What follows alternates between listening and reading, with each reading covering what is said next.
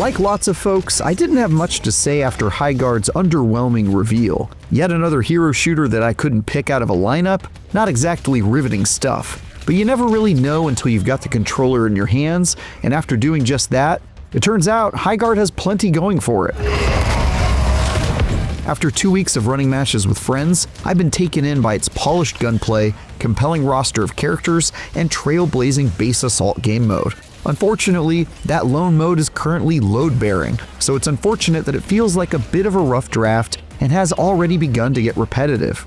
To its credit, developer Wildlight Entertainment has been extremely fast to make changes and add content since launch. So I don't know that Highguard will be able to steal my attention away from competitive shooter options for the long term, but it's off to a promising start.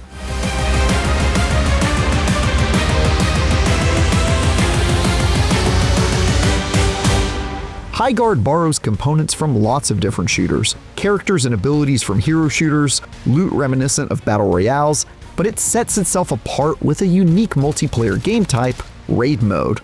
2 teams of either 3 or 5 battle it out to invade and utterly destroy each other's base in incredibly chaotic sieges.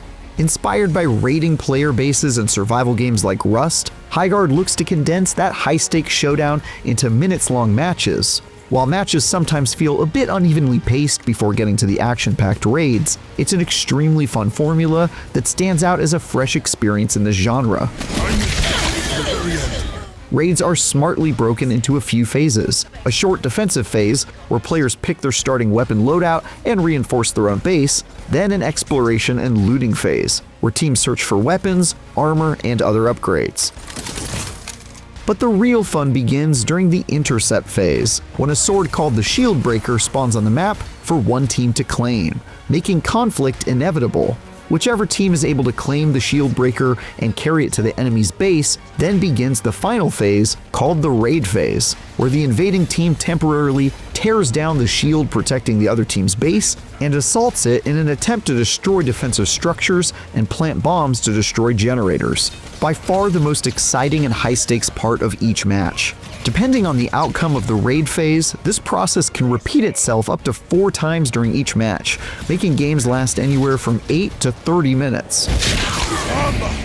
This is a great blueprint overall, and Wildlight has already made some smart tweaks based on early feedback to improve it even further. For example, there are now points of interest marked on the map that offer better loot, which encourages more frequent gunfights during the exploration phase, and a chance to jump past your opponents with more meaningful loot in a way that wasn't possible at launch.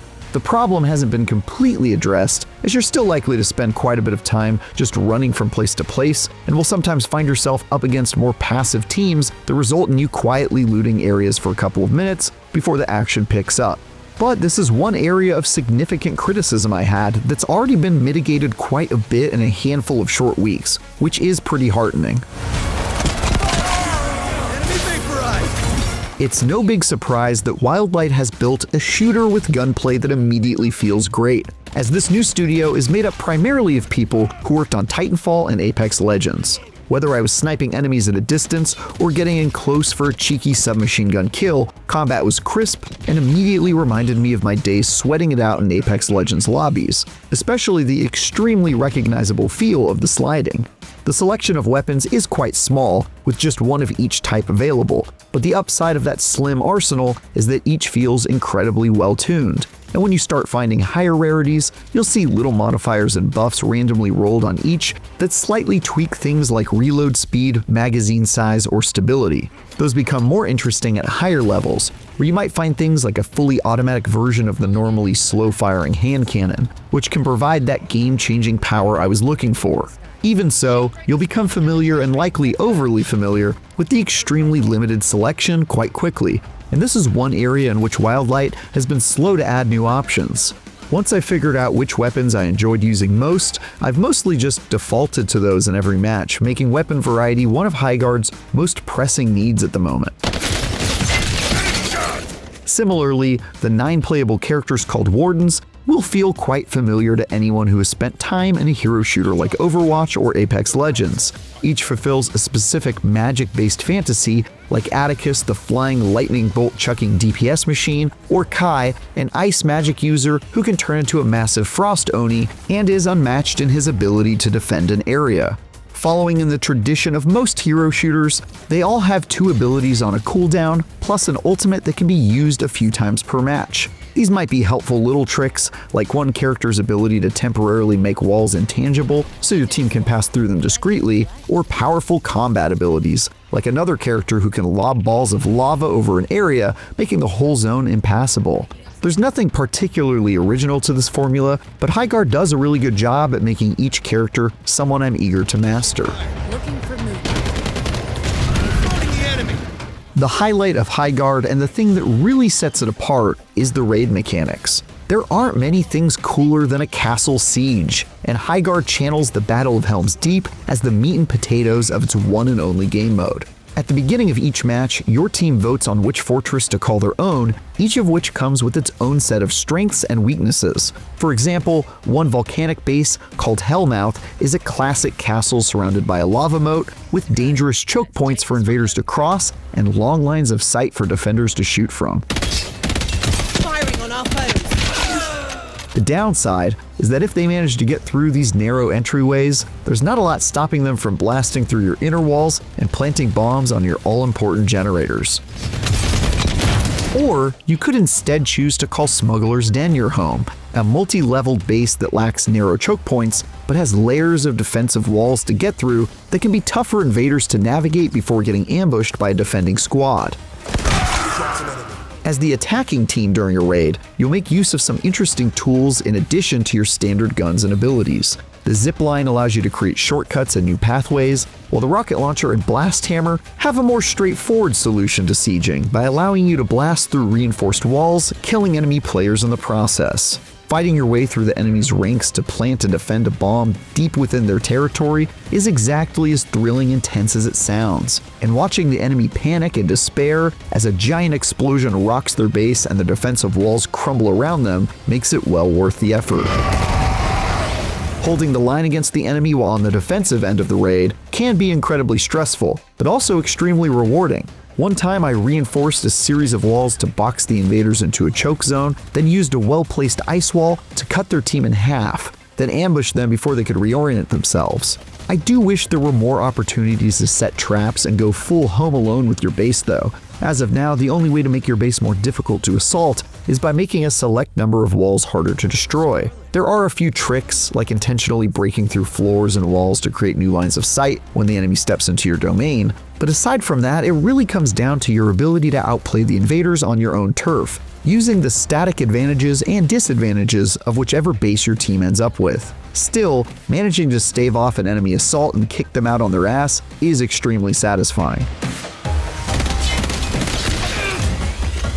So, Highguard is fun, but a more ominous question has arisen in the weeks since launch. Is it going to last? That's an impossible thing to guess at, but I can say that the updates it's received already in such a short window are at least encouraging. The most notable update is the addition of a 5v5 mode that was haphazardly thrown in as a response to complaints that the default 3v3 option was a bit too slow, an argument I can see the logic of, but never really felt myself. While the higher player count is chaotic and clearly rushed out the door, the rough edges of its UI make that obvious. It works a lot better than I thought it would. We also have a ranked playlist now that plays pretty much identically to the standard 3v3 mode, but with a nice ladder system to climb and some cosmetic incentives to keep you grinding. Neither of these additions are particularly game-changing if you weren't already enjoying the raiding action that's the crux of Highguard, but knowing the developers are paying attention is certainly a good thing. And the updates have kept me around to try out whatever shiny new thing is next. Wildlight has clearly learned some other lessons from the various lumps in the road that Apex Legends faced, particularly when it comes to the live service model. After taking a peek at Highguard's roadmap for the next year, which includes new content every single month, I'm pretty impressed by how much is supposedly coming down the pipe. The roadmap includes new playable characters, one of which was added last weekend, as well as several new bases, maps, and weapons, all within the first year, with seasonal content coming every 2 months. Of course, that plan has already gone awry. The 5v5 mode has been made permanent despite starting out as a temporary option, and other planned content was moved up to arrive earlier as initially high player numbers rapidly dwindled after launch. That could leave anyone wary, but it's at least great to see Wildlight reiterate that it's prepared for long-term support. And so far, it's been doing a great job being responsive, even if the stuff it's putting out isn't always fully baked yet. Highguard's compelling gunplay, impressive pace of updates, and killer raid mode have made its exciting attack and defend encounters quite memorable, even if the version we have right now feels a bit like a rough draft. The unique competitive matches definitely have room for improvement, with maps that can feel a little empty and rounds that are somewhat uneven between their slow looting lows and chaotic raiding highs. Plus, with just 9 characters, a handful of maps and bases, and only one game mode served up in a few different flavors, there's not a lot of meat on this bone just yet. But what is here at the moment is still a lot of fun on its own, and I can already feel the makings of something that could be pretty stellar if it's able to survive long enough to fully realize that potential. For more, check out our recent reviews of Arknight's Enfield and Neo 3, and for everything else, stick with IGN.